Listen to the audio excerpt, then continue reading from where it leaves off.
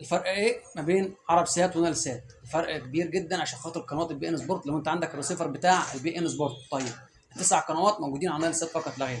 طب انا بركب عرب سات دلوقتي، بركب عرب سات عشان خاطر اللي هو سهيل سات، ده عليه الباقه كلها بتاعت البي ان سبورت الترفيهيه كلها يا جماعه، والرياضيه مع بعضهم تقريبا ازيد من 50 قناه تقريبا.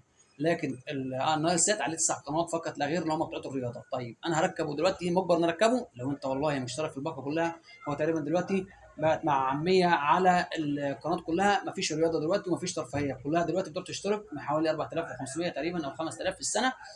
الباقه كلها بتاعت الرياضه والمسلسلات. في الاول كانوا فاصلين الرياضه ومسلسلات، تشترك براحتك. دلوقتي بقى كل الاشتراك واحد، يعني لازم مجبر انك انت تشترك في كل القنوات بتاعتهم.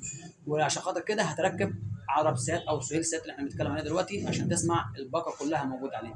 طيب هم حاطين ايه دلوقتي على السات؟ حاطين التسع قنوات بتاعت الرياضه فقط لا غير عشان خاطر النايل سات بتاعنا احنا في مصر. السهيل سات بتاع قطر يا جماعه، فحط عليه كل القنوات عشان هي مرفعه على القمر بتاعها مظبطه الدنيا. ده كان فيديو النهارده بسيط كده، حبيت اوضحه للناس عشان في ناس كتيره بتقول لي يعني ايه نايل سات وعرب سات وانا مجبر اركبه ولا لا. اديني قلت لك المعلومه كلها، وصلى على النبي.